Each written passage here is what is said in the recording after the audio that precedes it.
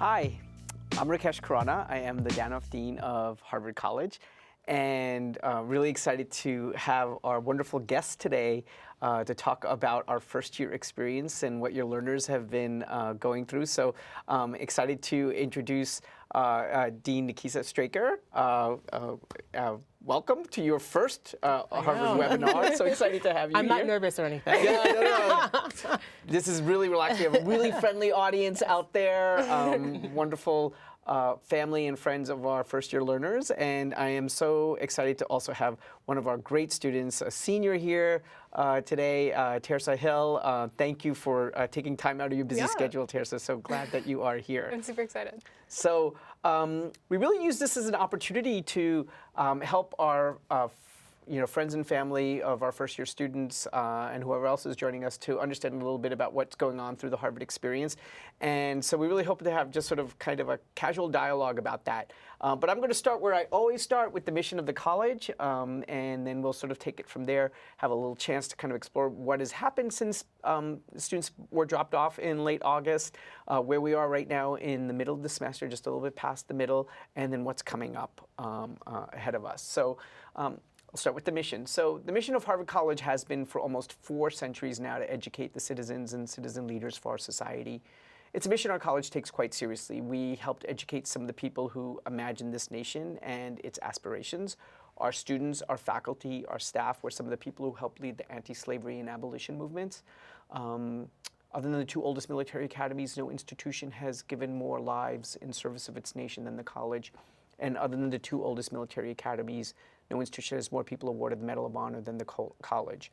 And this notion of service and service leadership runs through so many dimensions of our collective political, economic, social, and civic life. Women's rights, civil rights, equality of marriage, reinterpreting our past to understand our present, recovering voices, addressing research to make the world more just, fair, and healthier. In all of these areas, you'll find members of our community involved. And like our own society, there's a great deal that we're proud of, but also recognition that we have not been as inclusive as we should have been and still could be. So our aspirations run ahead of our reality. But we do this through our belief in the transformative power of a liberal arts and sciences education. It begins for us with the intellectual transformation, new ways of knowing, new ways of understanding, all toward the goal of developing an independent mind, embedding that in a very diverse living and learning experience where students study alongside students who are different from them, who come from different walks of life, have different identities, evolving identities, which we believe not only deepens the intellectual transformation, but sets the conditions for a social transformation, our understanding of what it means to be part of a community. That a community is not simply a collection of interests, that dialogue is not simply the exchange of claims and counterclaims, where students learn to see behind each other's eyes, to hear from another's perspective. And then through those experiences, we hope our students begin to answer some questions for themselves. Who am I and who do I want to be? How do I relate to others and what can I learn from others? What are my gifts and talents and how can I best use them to serve the world? So a personal transformation. So Nekesa, if it's okay, call you Nekesa. Yeah, of course. Maybe I'll start with you. So give us a sense that, in late August, you had a beautiful day for drop-offs and our students started their first year. What happened for those who were in pre-orientation programs? What's happened for them in the subsequent few weeks since they got here? Yeah, so move-in, it kind of feels like it was yesterday, but it was a couple months ago. But really, students, they came, they jumped into orientation programs, and then or pre-orientation, they jumped into orientation. They got to meet their proctors, their entryway, their resident deans. They really got an opportunity to connect and learn more about Harvard and really kind of start transitioning from high school or from previous experiences to college. And so since then, they've had opportunities to go to classes and to sample a couple of classes, pick what they think that they want to do for the semester and kind of jump in. I mean, I think right now we have a lot of folks who are working on midterms and getting ready for final projects. We also have folks who are experiencing student organizations and trying to find their niche in their area on campus. So it's been very busy. We're ready for fall, at least I am. I am very much a fall person. Yeah, so I'm looking forward to that opportunity. Yeah, no, I love the sweater weather right now. It's like perfect, and it is beautiful. So when the students got dropped off, they, ended up in a dormitory. How did they find how did you find which dormitory they were in, who they were living with? What's the sort of thinking around that? Yeah, so my experience, I've been in residential life for about 15 years, and most of my experiences when it comes to kind of like housing selection, rooming, really is like this algorithm, this system that's just you throw everything into a computer and then you get, matching. But here we do things differently. So we have a very hands-on approach in terms of matching students. So all students will fill out a housing application. We meet with admissions. We learn a little bit more about students. Families will send us a family letter where they talk about their student, where sometimes the student will tell us one thing and maybe the family will explain it a little bit differently. Like how neat you are. And it's like the opposite. And so really we spend pretty much like the month of June sitting down, doing a hands-on approach of matching everyone. And so I have a team of resident deans who work along with other staff, and we really think about who is going to be in this suite, who is going to be in this entryway, and who is going to be in the dorm throughout. And one of the things that I think is really important, or one of the things I think we do very well, is that we think about who the student is and how are we going to expose them to something that's different. So, I'm originally from New York, and so if I think about it, I wouldn't necessarily put me, a New Yorker, with another New Yorker. I'd want to think about how can I learn from someone in a different part of the country, in a different part of the world, and we really try to focus on that to kind of help in this transition and transformative experience for our students. That's fabulous. So you're a senior, and I know you're coming to the bookend of your Harvard College experience, but if you don't mind, can I bring you to the other bookend when you started, and maybe if you could just remind us a little bit, first of all, tell us about who you are, if you can, and where you're from, and what was it like for you when you first stepped on this campus and 4 years ago? Yeah, so as you mentioned, I'm Terzah. I'm a senior. On campus, I study neuroscience and art, film, and visual studies, so I get to use both parts of my brain. And I'm from Michigan, which is a 12-hour drive away. So thinking way back, it's only 3 years, but thinking back to the first year, I just remember that long drive coming here, and you're going through different parts of New York, and the colors are changing, the foliage is changing. You're starting to see the New England coast, and I've never been on this side of the country before, so I found that really exciting. And then arriving on campus, it was really overwhelming, but in all the best way. It felt like the biggest event and like a celebration of many people coming, and I don't know what I expected. I didn't have anything to expect, but I just remember my breath was taken away, and when we got there and we stepped outside the car after we finally parked, there was a lot of people there. Right. I remember just like looking around, and my parents were like, oh my God, there's so many people here. And meeting my roommates the first day and seeing that we are from like very different parts of the country. I think I had people from like Canada and people from California, and I was from Michigan, so like we all were just different parts of the world. So it was a very, very memorable experience. I will never forget that day. And it's one of those days where I think like this is what started the next 4 years for me. It was just that moment I like stepped on campus out of my car with all my stuff in the back and being like, wow, this is Harvard. Right. So, yeah. Right. No, and it's I didn't get into Harvard, but I can only imagine. I'm over it. I'm good. So, but it is. Especially for, I think, young people who have worked so hard, Right. And who often, it's not an easy place to get into, an aspirational goal. Nobody's guaranteed to get in here, and to be able to have that, and I'm sure for your family and your friends, it also must have just been such a powerful moment to see somebody they love so much, their kind of whole world about to open up. It must have been so exciting for them. Right. It was incredible. And I think my parents were just so busy taking pictures. I was like, wait, we need to actually move in first. Right. And people were like, okay, we got to move the car. So it was a lot. It was very busy, but definitely one of those memorable moments. That's great. And so do you remember some of the questions that were going through your mind at that point? What was happening for you in that first few weeks? That first few weeks, it was quite the time. I was wondering, what are classes like? Because, it's Harvard, and let alone it's college. So what are classes like in college versus in high school? And we all come from very different high schools. So like our experience in school is very different from the experience we're able to have here. So I was wondering, what am I going to be interested in? Will I still be interested in the same thing I'm interested in now? Where am I going to make my friends?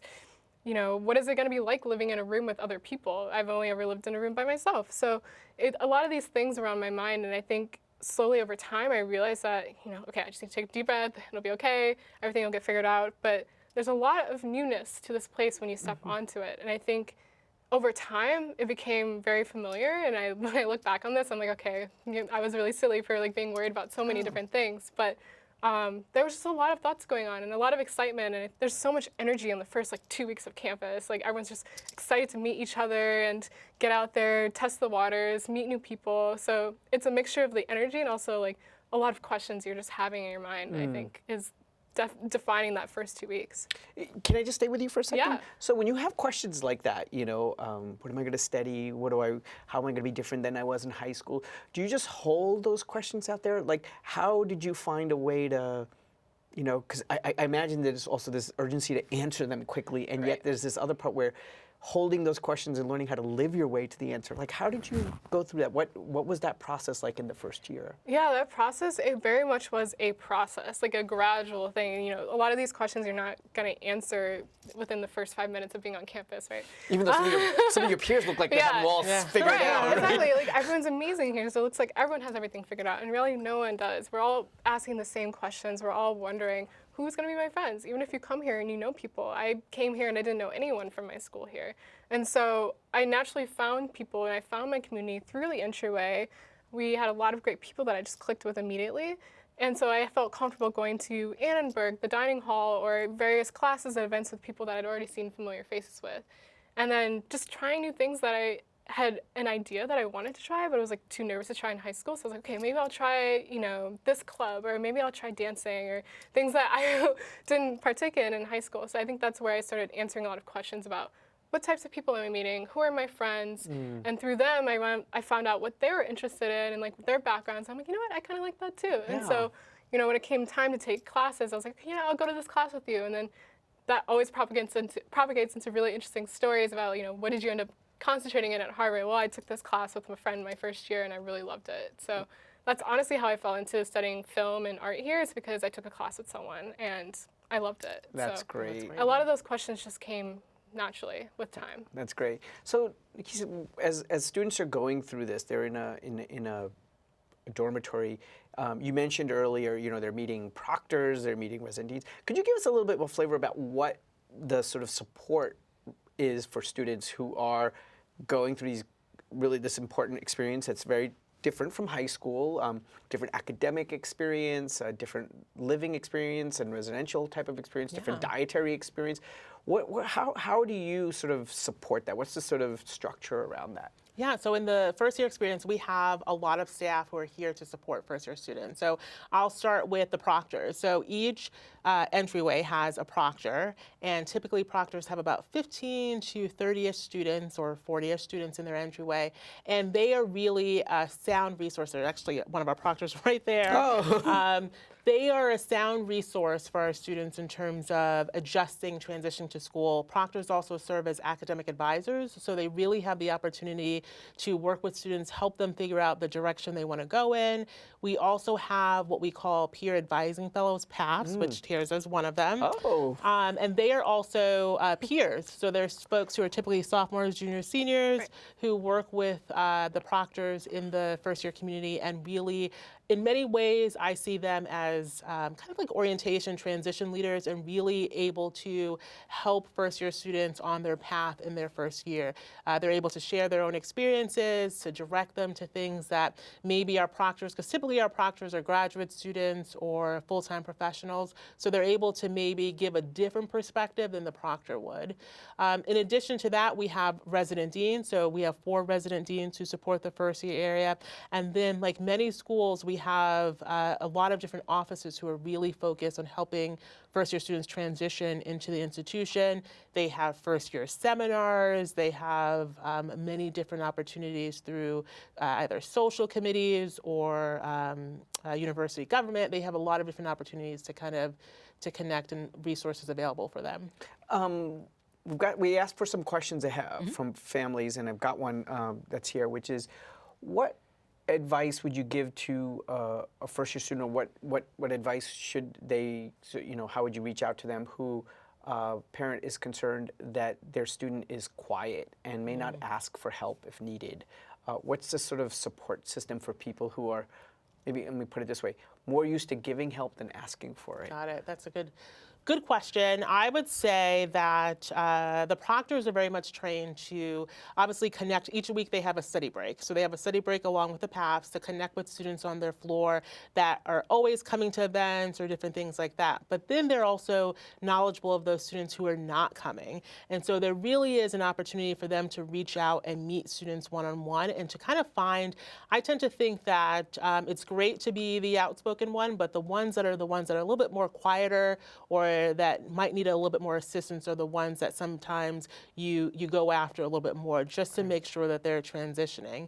I would always, encourage folks to, I know it's hard to speak up, but just know that there are these resources on campus and people who want to help. And so really encouraging families to think about, are you asking your student the right questions in terms of, have you talked to someone? Have you gone to your proctor? Have you gone to your resident dean? And just realizing that there are full-time professionals here who are, dedicated exactly to this, and myself included in terms of reaching out to students, which I try to do in Annenberg every once in a while. It's a really big dining room, but also just, being in 6 Prescott as well. That's great. I have a related question to that, which is, so in one case of students having some academic challenges, especially around time management, where would we sort of send them? Yeah, so in addition to those resources I already mentioned, we also have the Academic Resource Center, which is new this year.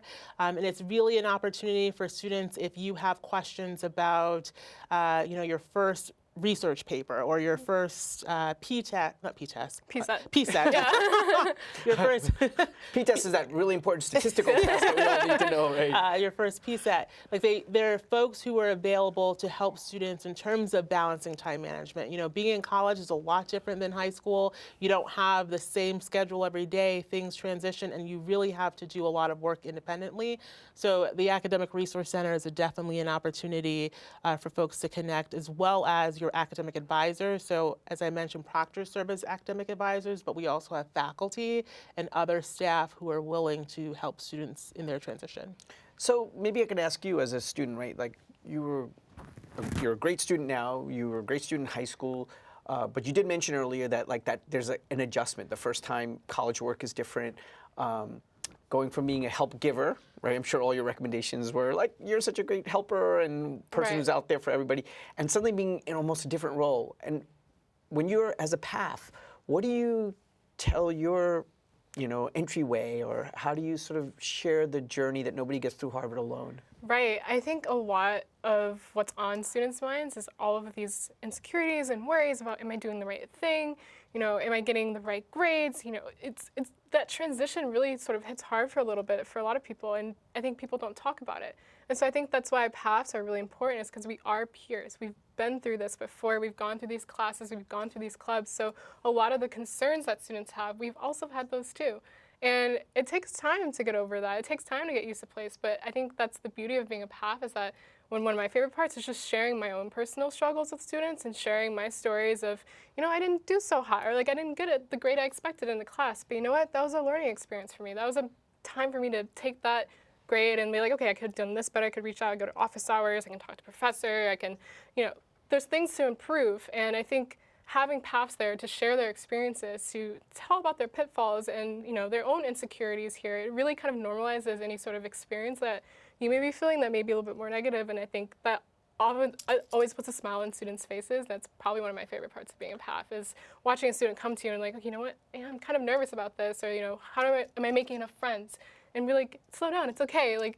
Been there, done that, and it takes time, and that's one of the beauties of being a PAF, I think. Well, it's so wonderful. I feel like one of the things that we're really trying at the college is make sure that people feel that actually our authentic, vulnerable selves is actually our best self, and the fact that you are courageous enough to share that liberates others to sort of be that way as well, that's something that really that matters. And I just, first of all, so appreciate that you and your peers do that for our students, because I think there's nothing like a first person who's coming the first time asking themselves the questions you asked, to have somebody say, well, you're not going to be able to answer them, and I'm here with you on this journey. Right.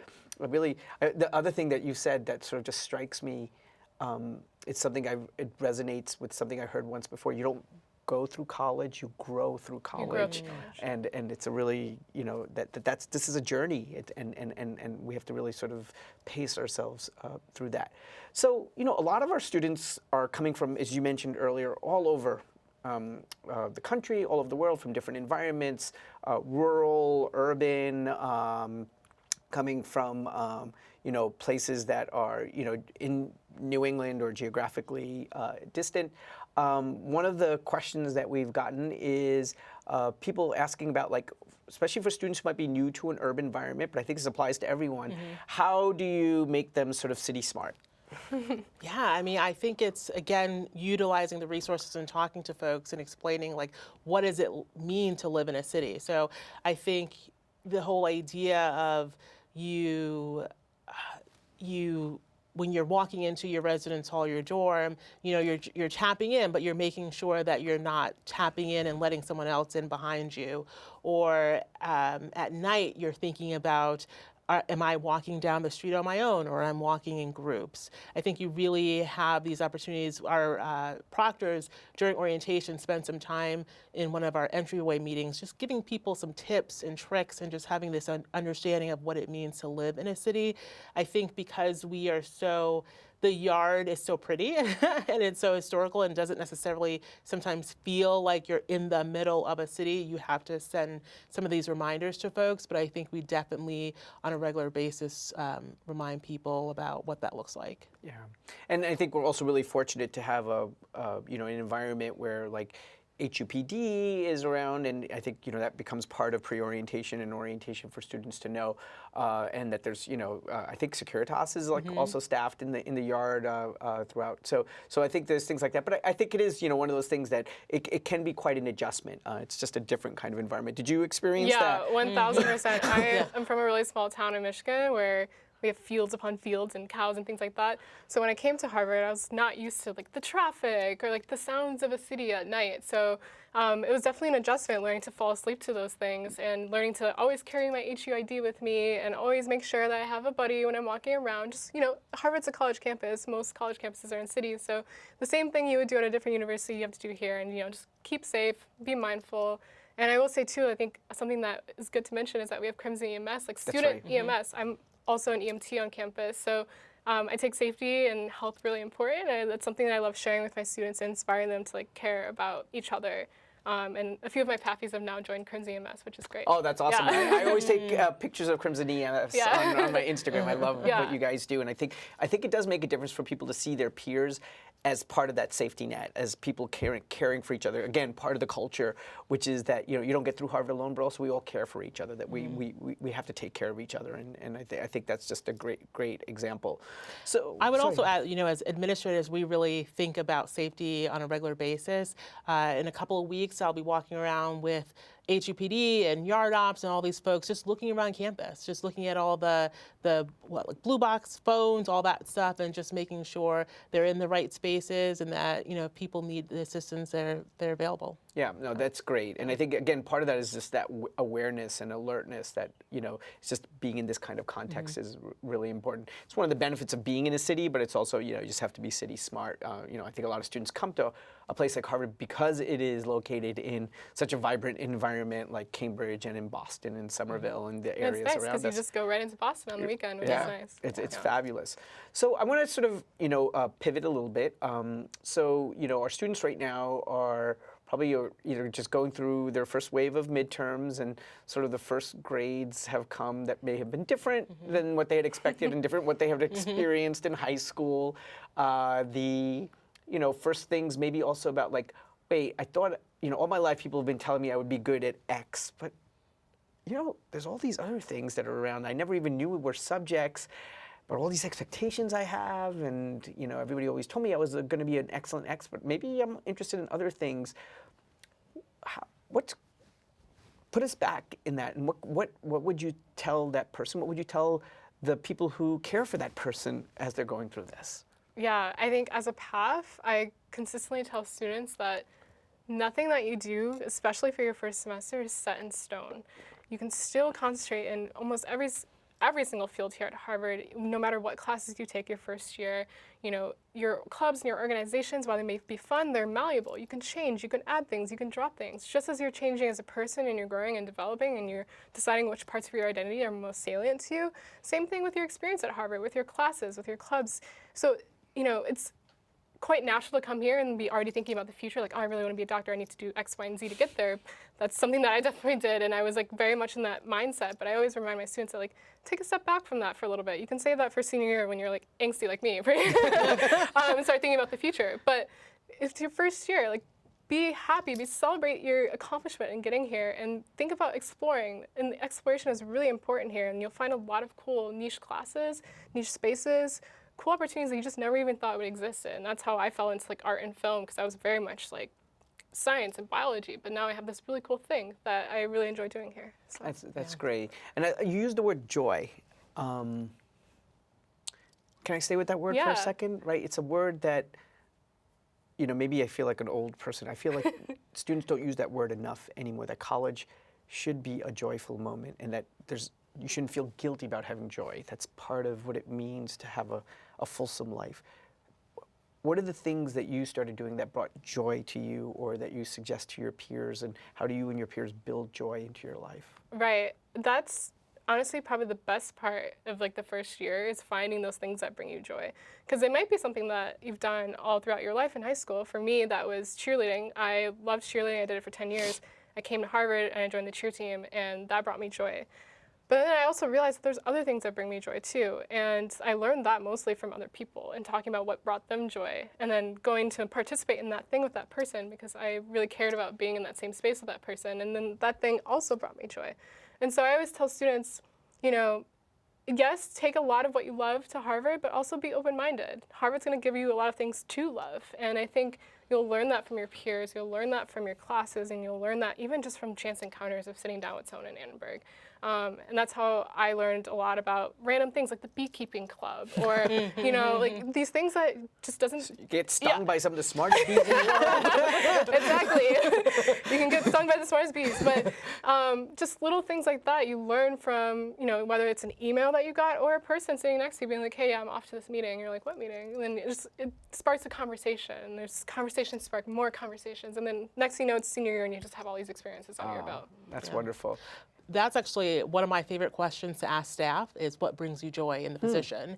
Because I think it's one of those things, like the work that we do, you can't just do it always for a paycheck. There's got to be something behind it. And so that question of what brings you joy, why do you do this work? And sometimes people don't think about it. And so I think it's a really good question so that folks can continue to think about why we're in this work and why we do what we do.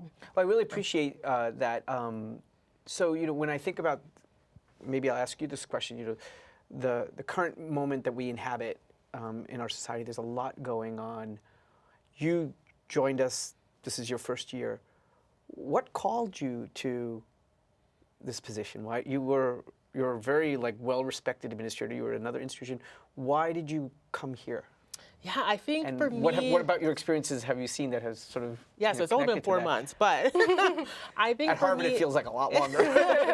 I think for me, the joy of working with first-year students, so before I was working in residential life for all 4 class years, and so specifically working with first-year students in that transition, that excitement, the energy from going from high school or whatever other experiences to college, I think that there is... Not to say later on you become jaded. That's not the way to think about it. But later on, there's so much questioning and so many different things. And I feel like that first year, you are questioning a lot, but you're just so excited to be here and to explore and to do different things. And I just wanted to be part of that experience. And then also being in a place like Harvard where you are we want to make this a transformative experience. We're really enabling students to think on their own and to kind of think outside the box, and things that, you know, you might be every day other people might be challenged with. For me, it's kind of exciting to work with a student as they're transitioning through a difficult situation or a problem.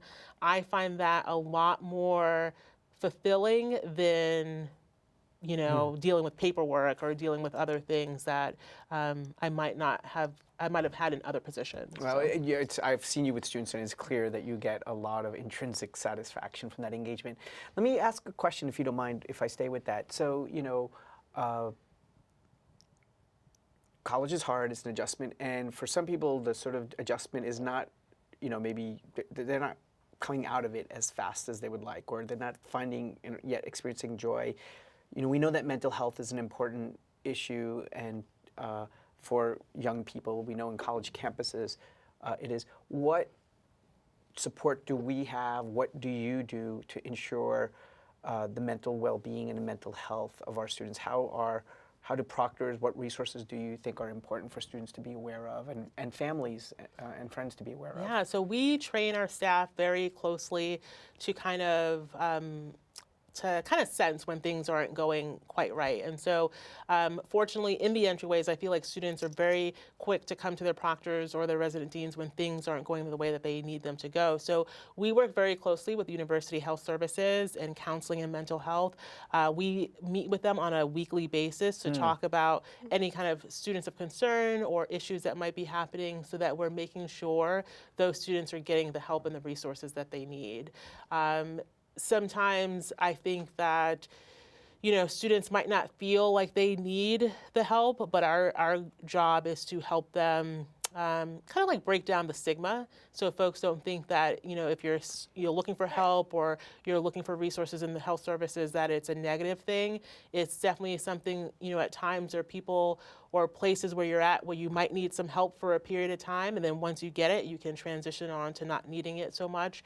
But we definitely highlight our working with our colleagues in health services. Great, thank you. Thanks for sharing. On that. I know it's something that a lot of us all worry about, because we want people to flourish here and set the conditions for that. So, we are in a little bit past the midpoint of the semester. That means add drop date. So like people kind of committed to their classes. You could always drop a class until I think just a few days. Right? But what, between now and Thanksgiving, what can students expect? What's going to happen over the next few weeks? Yeah, so we have continuation of midterms that will be happening, more academic expectations. This weekend coming up is Halloween, so we'll see what that looks like here. We have family. Be safe. Yeah, exactly. Be safe. We have family weekend, and then, really folks thinking about going home for the first time, what that's going to look like in terms of Thanksgiving for folks who do go home. For folks who stay on campus, we have opportunities where we will have a lovely Thanksgiving dinner in one of our dorms, and there are, other opportunities for students who are going to be around. But really, it's just trying to get past that midpoint. I kind of joke sometimes and say the honeymoon is kind of getting close to being over, so people will spend a little bit of time just also reflecting on their experiences from the first half of the semester. Can you just share a little bit more? You mentioned a couple of things like family weekend and stuff, as well as Thanksgiving, that not everybody's going to go home, so and not everybody can come here. What are the things that we're going to be doing that kind of support people during that time? Yeah, so family weekend specifically, we will have dinners and different events that are being planned. My office will do I will work and do like a game night with some students. We will have just different opportunities where organizations on campus realize that not everyone's going home. We have a large international population. Right. And so we want to make sure that folks feel like they're connected. A lot of times, and I don't know how 100% it works here, but a lot of times our students will find families to go home with, or we do a host family program in the first year experience. So we connect first year students with families, Harvard families in the area. And so there are opportunities for folks to connect. And like I said, over Thanksgiving, we will still have dining halls open, and just there's so much going on. So it's kind of like a cool downtime where you don't have to go to class, but for folks, if you're going to be here, you can explore Boston, you can explore Cambridge, you can just get out and about without having to worry about, the day-to-day academic stuff. Any advice? Yeah, I think too, like you mentioned almost everything, and we have a lot of students actually just staying here on campus, myself included. And a few years I've gone home with my roommate because she's from Massachusetts. That's been really nice. But oftentimes it's just great to be on campus and to relax. And I think for students who are here, as a PAF, we always have a dinner or some sort of game night or events going on in the entryway for students who are still here. And as well as I try to make myself available for students if they want to meet. That's a great chance to just like sit down, relax, talk for like 2 hours, because now we have suddenly 2 hours that we can talk. And so my advice for people, either if you're going home or staying here, is to take that time to just relax and reflect. It's a good point in the semester to realize, okay, I got over that first hump, I've gotten through all the busyness, I've gotten through all like the getting used to classes, my schedule is somewhat more set now, so what has this experience been like for me? And am I happy? Am I enjoying what's going on? You know, kind of reflect a little bit. I think that's what I always tell students is like when you go home, like relax, enjoy your family, reflect. Or if you're here, relax. You know, if you don't, classes aren't happening, you know, go out, get out, enjoy, and maybe like ride your bike or something, or go for a walk. So if for some students who are going home, and you know, you never step in the same river twice, you know, so you described a lot of changes that are happening already for, you know, our students and people's donors. What advice would you give to those of us who are parents or welcoming, or, you know, kind of guardians, welcoming our student home, so excited for them, and yet also want to give them their space? And what would you sort of say for that? Because like I know I wanted to just smother my kids when I saw them, and I just wanted to jump right back to like as if they had never left. The empty nest. Yeah, I think the biggest piece of advice, well, two pieces of advice. One would be that, you know, try to refrain from smothering. It's a very busy place here, and it's nice to just go home and relax and be in a comfortable, familiar space. So do what you've always been doing, which is being supportive. You know, if you cook dinner, cook their favorite food or something like that. Allow your student to just relax and like enjoy being home. The second thing is that ask them what it's like here. And, you know, like tell me everything. Tell me the good. Tell me the bad. And, you know, I want to know how this experience has been for you. And also, don't expect that the student is going to be the exact same person that you dropped off, you know, move-in day. Like, you will change. You will grow at Harvard. And you're always finding new parts of your identity that, you know, you're excited to share. And, you know, the person you are on campus may be different than when you're at home, but that's okay. So, you know, you're always evolving. I think parents sometimes, at least my parents, you're like, oh, you're different now. Or like, you're into like a lot of new things. I'm like, yeah, because there's all these amazing things here. So I think constantly being conscious of that is really important. Can I ask you maybe just give a little bit more kind of detail, especially on like where as students are thinking about different academic subjects, you know, because they've chosen some classes, they probably talked about them, but now they might be thinking about other things, like as well as like kind of the social aspects. What are things that you think are conversations that, you know, students might want to have or not have? Yeah, with their parents? Yeah. Yeah. I think important conversation has been like, so what have your classes been like? So you have 4 classes that you now have somewhat underneath your belt. You're not finished yet, but you know, you've taken some courses. And sort of how are those going for you? And I think what was really helpful for me talking to my parents is being like, yeah, actually, this is not what I expected. And sharing your expectations and also sharing what was really joyful for you, what was really a good experience for you, I think prompts future conversations about, okay, so you really enjoyed this class in neuroscience. Tell me about that. Why did you like it? And then that's when conversations open about like, okay, maybe you should pursue like some more classes in that, or maybe you should think down the line a little bit. Or film, or music. Or music, right? And it's hard too, because like sometimes you have conflicting viewpoints, and parents, like one parent's like, oh yeah, do this, and one parent's like, do this. But it's important to remember that, you know, nothing is set in stone. This whole point is like exploration. So I think these conversations are centered around what have you been exploring? Right. I mean, one common theme for both of you is that this first year is really like where everything's kind of unfrozen, and there's just a lot of possibilities, and like not closing off those possibilities too soon. In fact, to really celebrate the kind of openness and the sort of multiple paths that people are going through here. So students will return from Thanksgiving. There's a couple weeks of school left. What happens then? Yeah, so when they come back, actually, because Thanksgiving is a little bit late this year, they will come back, and I think their classes for maybe like 2 or 3 days, and then they jump into reading period.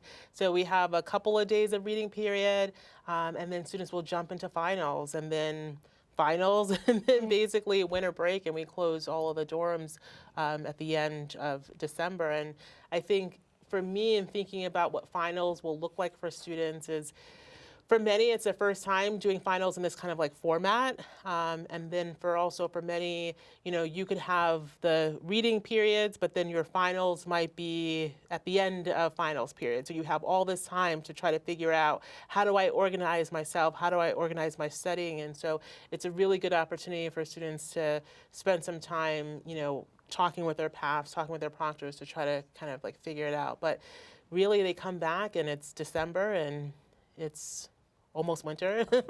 Time sounds like it flies here. Yeah. Right, yeah. I And mean- I think too, like students are always wondering, how do I structure my time during reading period? Like we call it reading period, but in reality it's just a time for you to sort of, you're not in classes, you're not doing any other responsibilities. Usually your extracurriculars have died down at that point because they all understand it's reading period. So that's the time for you really just to structure your day, to study, to work on your projects, or to read if that's what it's required for your actual final project. And so a lot of students are like, how do I fill this time? And I think that's also a challenge that's coming up soon. Yeah, no, I think especially if, a lot of what you've been used to, say, is you socialized in high school, you spent a lot of days in class, there's a lot of structure. You have the structure of home even in terms of meal time or, how you plan your day or if you have a job. And then this transition to really self-managing, owning your time, organizing your time it's a real transition, especially hard to estimate how much studying you need to do, right, for homework and for exams. Right. And things are sort of sometimes piled on top of each other. So what advice would you give a first-year student, or if you could go back in your Wayback Machine, what would you give a younger version of yourself? Go back. Yeah, I think the big piece of advice that I always give people, and I continue to give myself, because I'm also going through reading, or I will be going through reading period, so that, this stuff is always reoccurring. Is that take a step back, and it's nice to do as much as you can early as you can. And that is, sitting down just planning. Like I will just take 15 minutes and look at a calendar and be like, okay, I have 7 days to do this thing. So each day I will do 30 minutes of it. And well, it sometimes works out that I'll stick to it, sometimes I won't. But it's nice just to look ahead and plan ahead. And sometimes that's hard. But when you're not used to setting your own schedule and having a little bit more freedom and independence, it's hard to be like, where do I start? But I think it's easy just to sit down and think about your goals and how you want to achieve them. And work backwards. And work backwards from that. So I wanted to give you a chance if you wanted to ask our wonderful students some questions. I thought it would be fun because, and so that we could both do that. And also vice versa, if you want to ask us some questions too. So this is an interesting question that I asked proctors who went here. Do you remember who your proctor was? I do. Yeah, and then do you remember what that experience was, and how did that kind of help guide you through, moving into the houses and then those other experiences? Yeah, I had a lovely proctor, and I lived in Lionel, which was one of the smaller dorms. And so since it is a small dorm, my proctor often had our study breaks, our weekly chances to just relax and talk to other students over good snacks or some hot chocolate in her suite with a dog. So I remember it very vividly, just playing with the dog and also just getting a chance You just to win when you have a dog. Right, the dog makes it very easy. But I think it really stood out for me because I'd never experienced anything like that before. I had lived in different situations and with different people before, but never a chance to constantly meet up with people during the week, just a low stress environment, people who are actually invested in getting to know you, getting to understand you, where you come from, and also there's support. So I found that experience pretty memorable, and it's also great when you have a dog too, because we won't forget the dog. But yeah, so I definitely remember my proctor. I still talk to her and reach out to her. Now that I'm a PAF, I work with a lot of proctors now, so it's definitely something that I've been enjoying doing too. Yeah. Do you have a question for us? I have a question for you guys. What advice do you think would have been helpful for you guys in school? When we were in college? Yeah, when you guys were in college. I'm just curious. You go first. Oh my goodness. So I was a poli-sci major, thinking that I was going to go to law school and do that whole thing. And I think what would have been helpful, and obviously I'm not doing that. So it would have been helpful of that realization that you don't, kind of what we were talking about. You're in college, you're learning, but what you're learning here and maybe your major and all that is not going to be your ultimate decision after you graduate. So I wish I had some transitional years of trying to figure things out after. So I just wish I knew that was normal and that I wasn't different, because a lot of my friends who were on the path of doing things like they, poli-sci, they did paralegal, then law school, a lot of them are no longer doing that. And so I think it's just helpful to help people realize that your path isn't always going to be, what you think it is, and it's okay. You're not out of the box Right. or anything super different. So. Yeah. I spent a lot of time alone in college, and not lonely, but in solitude. I think it was partly my friend group. Like, kind of had different hours. They were like painters and artists, and they worked different hours than I did And I think I missed a little bit of something by not connecting with a wider range of peers. I think it would have been something I would have benefited from. That would have been just helpful. I regret that. I love. I mean, I became a professor. Love my academics. Love school. But I do think that part of my learning, which I didn't think then, should have included the opportunity to be with my peers. And it was just the view of college I didn't understand. It wasn't one that my parents had sort of taught a lot about because they didn't have the opportunity to go to kind of a residential college of the types that we have in the United States. And I think if I would have had someone who sort of said, it's okay not to be all the time in the library or working as a research assistant it's good to sort of connect with other friends. I feel like that was a missed opportunity. But that being said, you can't always rewind. But I think, I love the way that you are, and I think it would have been really beneficial to have like a near peer like you, who was just a couple of years ahead, who could see something in, I see the way you are with your, just with your friends, with your peers. Like, what's so lovely about the way you are is you see things in people that they don't even see in themselves, and you bring that out in them, and I think it's just wonderful. And I know that's, Nekesa, you jumped in this first year. It's just been really great to see you sort of just embracing what we do, but also seeing opportunities for us to get better. I think it's a place that is constantly trying to be a better place. And so I think, those are the kinds of things that I think would be, I would have gone back. But I love what you're doing for our students and applying for that. So we're kind of near the end of our time. Any parting wisdom or? Ooh. I think the thing that I love telling people, and not only just my first year students, but also my friends and myself in the mirror, is that this experience, the Harvard experience, is what you make of it. Yeah. It's your opportunity to take what you want from Harvard, to do what you want from Harvard, to have Harvard serve you and make you into the person that you aspire to be. And I think for a lot of students, they come in and they're like, oh, okay, tell me what to do, tell me what classes to do. But this is your chance to take that opportunity and run with it. Send those emails to those faculty, meet with them, have lunch, talk to them, get to know why they're excited about what they do, meet those new people in that club you just were kind of interested in but not sure if you want to try, so just really get out there. And I know that's hard, but that's why we have PAPs, and that's why we have proctors and people who are like encouraging you and like kind of like your cheerleaders, as I was literally, but also like now I am like more of a metaphorical cheerleader for my students. So that's my biggest piece of advice that I keep telling others and myself, is that make this experience what you want it to be. I mean, I would echo that and, just add, take advantage of all the resources that we have on campus. Like, we have the privilege to have a lot of different opportunities. And so, it's rare that you will be in a space for 4 years where you will have all of these things at your fingertips. And so, try things for the first time. If it doesn't work out, then, you'll try something else and just really take advantage of college. And also remember, I think a lot of people say that college is like the best 4 years of your life. I don't know if I would necessarily sum it up like that, but it is a really good time where you have the opportunity to explore, and once you get out into the quote-unquote real world, things will look a little bit different. So definitely take advantage of all the resources and opportunities.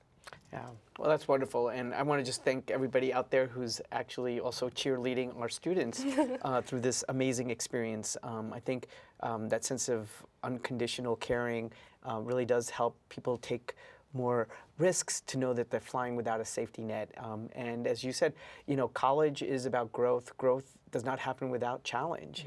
And those challenges are part of how we grow and learning to hold those challenges, learning to know that we don't have to handle them alone is part of what we hope that our students learn. So I want to thank everyone for joining us, and I want to thank my wonderful colleagues for being here and sharing your experience with our family and community that's all part of our Harvard family here. So wishing everyone a wonderful rest of this day.